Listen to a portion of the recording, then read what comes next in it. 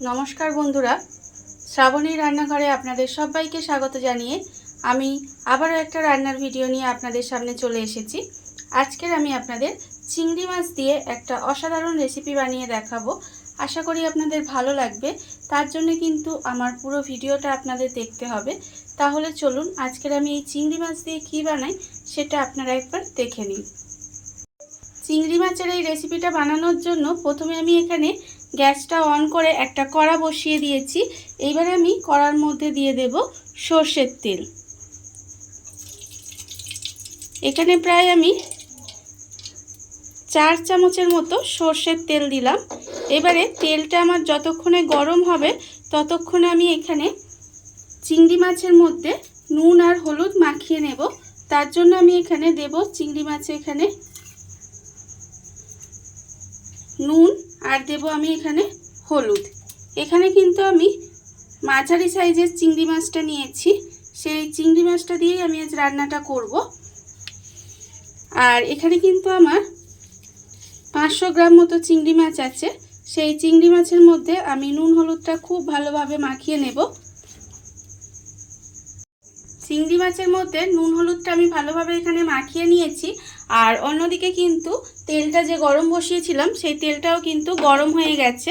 এইবারে আমি চিংড়ি মাছগুলো তেলের মধ্যে দিয়ে দেব। দিয়ে চিংড়ি মাছগুলো আমাকে ভেজে নিতে হবে।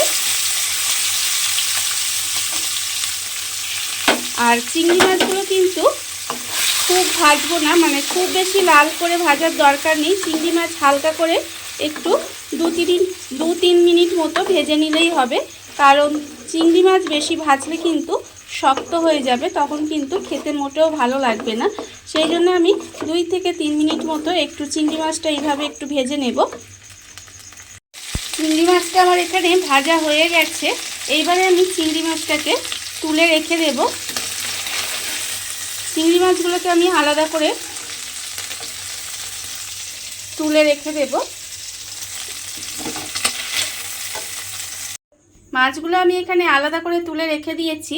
এবারে আমি ওই তেলের মধ্যে দিয়ে দেব প্রথমে কালো জিরে। এখানে আমি 1/2 চামচ মতো কালো জিরে দিলাম। আর দেব আমি এখানে একটা চেরা কাঁচা লঙ্কা দিয়ে কালো জিরে আর কাঁচা লঙ্কাটা দিয়ে একটু নেড়েচেড়ে ভেজে নেব। এইবারে আমি এর মধ্যে দিয়ে দেব, এখানে আমি একটা মশলা বানিয়ে রেখেছি। সেই মশলাটার মধ্যে আছে বড় চামচের 1 চামচ সাদা সর্ষে, 1 চামচ কালো সর্ষে, 2 চামচ পোস্ত, আর আছে আমার এখানে 6টা কাজু বাদাম, আর আছে 2টো কাঁচা লঙ্কা। সেই সমস্ত কিছু আমি একসঙ্গে এখানে বেটে রেখেছি। এবার আমি এই মশলাটা এই তেলের মধ্যে দিয়ে দেব। দিয়ে খুব ভালোভাবে একটু কষিয়ে নিতে হবে।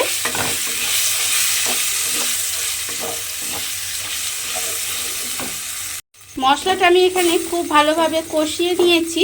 এইবার আমি এর মধ্যে দিয়ে দেব টক দই। এখানে আমি 2 চামচ টক দই ফেটিয়ে রেখেছি, সেই টক দইটা আমি এর মধ্যে দিয়ে দিলাম। দিয়ে টক দইটাও খুব ভালোভাবে একটু এর সঙ্গে মিশিয়ে নেব। মিশিয়ে আমি আবারও একটু রান্না করে নেব।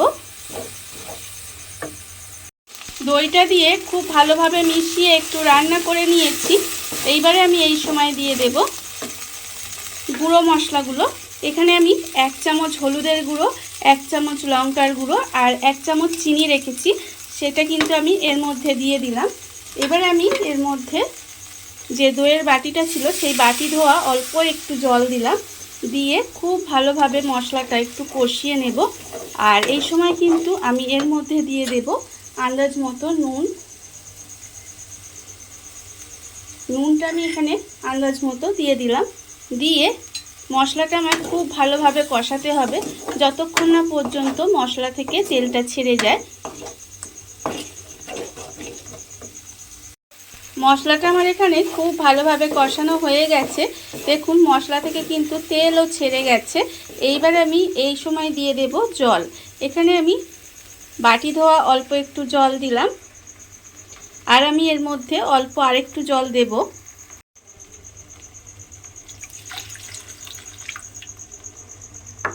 এবারে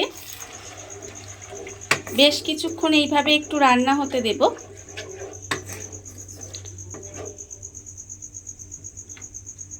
গ্রেভিটা আমার এখানে খুব ভালোভাবে ফুটে গেছে। এবারে আমি এর মধ্যে দিয়ে দেব যে চিংড়ি মাছগুলো আমি এখানে ভেজে রেখেছিলাম, সেই চিংড়ি মাছগুলো কিন্তু আমি এর মধ্যে দিয়ে দিলাম। এবারে চিংড়ি মাছটা খুব ভালোভাবে মিশিয়ে দিয়ে এইভাবে গ্যাসটা কমিয়ে ঢাকা দিয়ে একটু রান্না হতে দিতে হবে।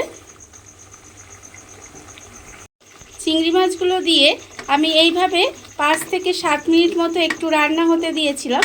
দেখুন রান্নাটা কিন্তু আমার প্রায় হয়েই এসেছে। এইবার আমি নামানোর আগে এর মধ্যে দিয়ে দেব 2টো চেরা কাঁচা লঙ্কা, আর আমি দেব এর মধ্যে 1 চামচ মতো কাঁচা সর্ষের তেল দিয়ে আমি গ্যাসটা অফ করে দেব। অফ করে ঢাকা দিয়ে এইভাবে কিছুক্ষণ রেখে দিলেই কিন্তু রান্নাটা আমার রেডি হয়ে যাবে। দেখুন বন্ধুরা, বাড়িতে থাকা কত অল্প উপকরণ দিয়ে কত অল্প সময় কত সুন্দর একটা চিংড়ি মাছের রেসিপি তৈরি হয়ে গেছে, আপনারা দেখতেই পেলেন। আর এই ভিডিওটা যদি আপনাদের ভালো লেগে থাকে, আপনারা যদি ফেসবুক থেকে দেখে থাকেন পেজটি ফলো করে দেওয়ার অনুরোধ রইল, আর যদি ইউটিউব থেকে দেখে থাকেন চ্যানেলটি সাবস্ক্রাইব করে নেওয়ার অনুরোধ রইল। তাহলে চলুন ভিডিওটা আমি এখানেই শেষ করছি। আপনারা সবাই ভালো থাকবেন, সুস্থ থাকবেন। আবারও হাজির হব নতুন কোনো রান্না নিয়ে।